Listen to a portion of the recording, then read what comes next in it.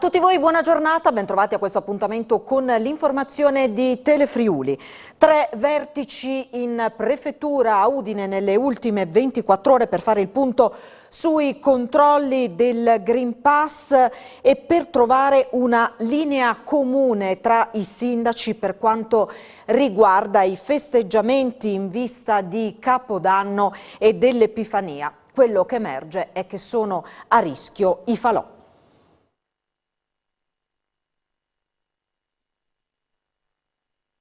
A rischio l'accensione dei falò epifanici del 5 e del 6 gennaio. Se ne è discusso questa mattina durante una videoconferenza a cui hanno partecipato i sindaci dei comuni più popolosi della provincia di Udine, collegati con il prefetto Massimo Marchesiello. Si cerca una linea comune per evitare assembramenti e quindi per contenere il più possibile la diffusione del virus. Altro problema su cui ci siamo soffermati, ma questo in prospettiva, è l'organizzazione di eventi, soprattutto per Capodanno e per l'Epifania. Abbiamo chiesto ai sindaci di fare una valutazione complessiva, perché sono comunque autorità sanitarie di pubblica, che comunque tutelano la pubblica salute, è una soluzione che deve essere condivisa da tutti gli amministratori locali per evitare fughe in avanti. Abbiamo chiesto, ma sicuramente una rivalutazione la prossima settimana per organizzare al meglio gli eventi o non organizzarli, l'abbiamo chiesta, ma deve essere una linea comune. Ovviamente la prefettura ha una possibilità di intervento di competenza molto residuale, poi ci sono comunque i problemi che comunque le forze dell'ordine devono affrontare nel momento in cui si dovessero creare assembramenti e quindi problematiche o tensioni, e quindi è meglio avere una linea comune condivisa dall'inizio. Per i contenuti approfonditi di questi vertici che si sono tenuti in prefettura vi rimando alla puntata di oggi di A voi la linea a partire dalle 12:45. Questa è la settimana decisiva per capire se il virus si sposterà dal Friuli Venezia Giulia verso altri territori. La curva dei contagi, come evidenziato dal vicepresidente della regione Riccardi, ha raggiunto il plateau per quanto elevato. Resta a questo punto da capire se i numeri inizieranno a scendere. Le previsioni indicavano proprio nella prima metà di dicembre il raggiungimento del picco delle infezioni in Friuli Venezia Giulia. Continua ad aumentare l'incidenza settimanale a livello nazionale, quella massima si registra nella provincia autonoma di Bolzano con 556 casi, segue il Friuli Venezia Giulia con 378, solo il Molise con 28 casi è sotto la soglia di allerta dei 50 per 100.000 abitanti. E quanto emerge dalla cabina di regia, cresce il tasso di occupazione dei posti letto Covid sia nelle terapie intensive che nelle aree mediche. I valori registrati in Friuli Venezia Giulia sono rispettivamente 14,3 e 23,3% rispetto alla media nazionale dell'8,5 e del 10,6%. Nuova scorta di vaccini Moderna per il Friuli Venezia Giulia. Il siero anti-Covid è arrivato a Udine questa mattina con il Corriere SDA di Poste, scortato dai carabinieri. Nuova consegna di vaccini anti-Covid del tipo Moderna questa mattina presto all'ospedale Santa Maria della Misericordia di Udine. Il siero è stato trasportato, come sempre, attraverso l'autostrada proveniente dall'aeroporto di Venezia e dal centro di smistamento principale dell'Italia centrale. Le preziose fiale, conservate in una cella frigo per mantenere basse le temperature, sono state trasportate dal Corriere Espresso SDA Poste, scortato dai carabinieri delle API, aliquota pronto intervento. Parte del vaccino anti-Covid arrivato oggi in Friuli Venezia Giulia sarà impiegato per le inoculazioni negli hub che fanno capo all'azienda sanitaria universitaria Friuli Centrale e in parte sono stati destinati all'ospedale di Cattinara con un successivo viaggio, sempre sotto scorta. Una giovane ereditiera del Pordenonese che per oltre 2 anni ha percepito il reddito di cittadinanza senza averne titolo è stata pizzicata dalla Guardia di Finanza. Così è stata segnalata alla Procura ma anche all'INPS. All'istituto dovrà restituire più di 15.000 euro.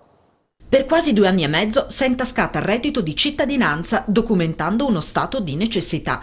Peccato però che non abbia dichiarato di aver ricevuto una corposa eredità, una barca a vela del valore di 40.000 euro e 150.000 euro su un conto austriaco. Il caso non è sfuggito ai finanzieri del comando provinciale di Pordenone, abituati a sviste ed omissioni da parte dei cittadini che presentano istanza per questo genere di sussidi. Nel mirino delle fiamme gialle è finita una donna di 41 anni residente nel Friuli occidentale che per ben 28 mensilità dal maggio 2019 all'ottobre 2021 ha percepito il reddito di cittadinanza, 15.400 euro in tutto.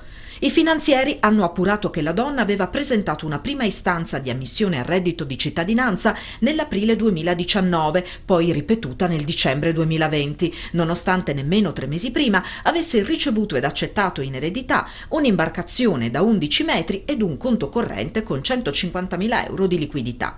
Proprio l'omissione dell'informazione sul possesso del natante dell'ingente capitale ha inficiato l'intero processo di erogazione del sussidio. La 41enne è stata segnalata sia alla Procura della Repubblica di Pordenone per la violazione della norma penale che sanziona chi richiede e riceve il reddito di cittadinanza senza averne i requisiti, che alla locale direzione dell'INPS per l'interruzione della relativa erogazione e il recupero di quanto ottenuto indebitamente.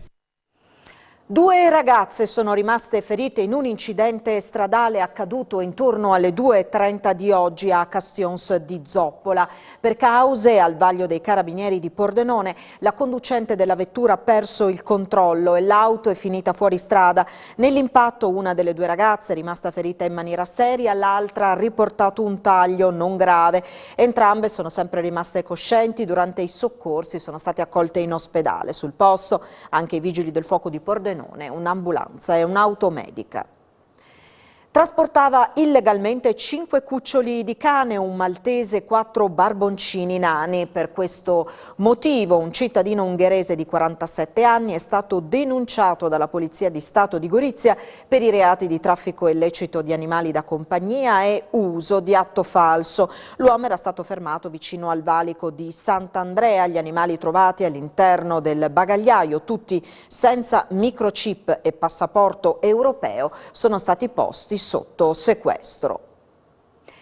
Sciopero nazionale oggi del mondo della scuola per chiedere maggiori risorse, assunzioni e più formazione. A Udine incontro tra le sigle sindacali all'Ipsia Cecconi per fare il punto sulla situazione. In Friuli Venezia Giulia mancano 3.500 insegnanti stabili, situazione che verrà aggravata dall'obbligo vaccinale.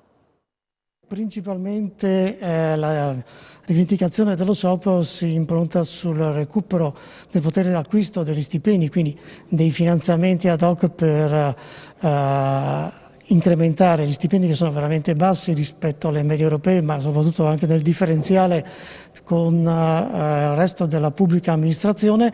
C'è un disimpegno da parte del governo rispetto al patto di maggio sulla scuola sottoscritto dal Ministro dell'Istruzione e che non vede mettere le risorse adeguate sia per incrementi stipendiali, sia per la valorizzazione, sia per quanto riguarda la formazione del personale. Per dare un dato, su 33 miliardi previsti in questa finanziaria, solo lo 0,6% è previsto per il mondo della scuola e il suo personale e solo esclusivamente per i docenti, per una valorizzazione che in realtà è anche offensiva perché è riferita alla dedizione all'insegnamento che fa parte già del tessuto normale all'interno della funzione docente. In attesa poi, e così chiudiamo, dell'altro grande tema che arriverà tra qualche giorno, cioè appunto quello dell'obbligo vaccinale per il personale del mondo della scuola. L'obbligo vaccinale così introdotto crea dei problemi naturalmente organizzativi, in primis ai dirigenti scolastici che hanno questo grande obbligo di controllo, di verifica di tutto l'andamento.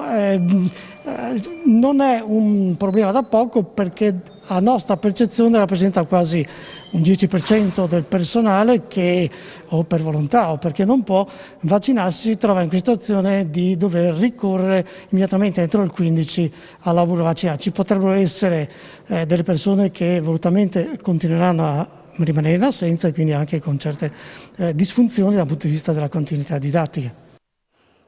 Sarà lo scrittore francese Hénard il protagonista dell'edizione 2022 di Dedica a Pordenone. La rassegna torna nella sua tradizionale collocazione primaverile dal 5 al 12 marzo. È Mathias Hénard, uno dei più acclamati e innovativi scrittori contemporanei, premio Goncourt 2015 per Bussola, romanzo per il quale la critica unanime utilizza la parola capolavoro, il protagonista del Festival Dedica 2022. Organizzata dall'Associazione Culturale Tesis con il sostegno della Regione, del Comune di Pordenone e della Fondazione Friuli, la rassegna monografica, giunta alla 28ª edizione, è in programma a Pordenone dal 5 al 12 marzo 2022, nella sua tradizionale collocazione primaverile.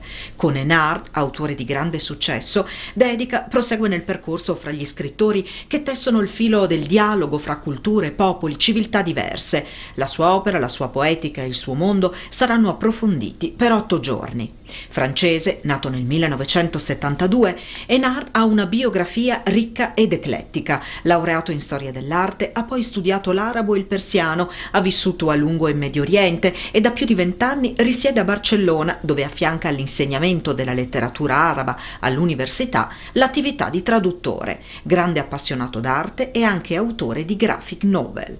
Dal 2009 a oggi ha pubblicato una dozzina di libri che raccontano storie avventurose, romanzi che contengono una quantità sterminata di nozioni, personaggi e luoghi, opere che partendo da un minuscolo dettaglio possono collegare un paesino dimenticato alla grande storia. Quella di Hénard, spiega Claudio Cataruzza, curatore di Dedica, è una scrittura complessa, ricca di citazioni, rimandi ad altri autori, opere e libri. Il suo stile è particolare, molto spesso usa poco la punteggiatura, e il risultato finale è quello di una narrazione che, come un fiume in piena, avvolge e travolge. Ci fermiamo qui, tra poco sempre in diretta, l'appuntamento con A voi la linea.